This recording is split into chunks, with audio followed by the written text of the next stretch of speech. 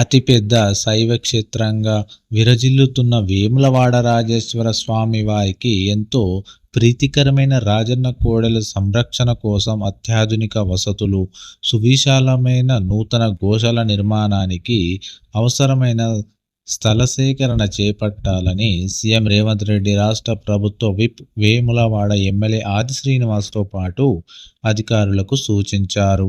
Telangana Gulf సమితి Qatar వారి ఆధ్వర్యంలో నిర్వహించిన తెలంగాణ ఆవిర్భావ దినోత్సవ వేడుకల్లో పాల్గొని రాష్ట్రానికి తిరిగి వచ్చిన విప్ ఆది శ్రీనివాస్ ఆదివారం సీఎం రేవంత్ రెడ్డిని వారి నివాసంలో మర్యాదపూర్వకంగా కలిసి పలు విషయాలపై చర్చించారు.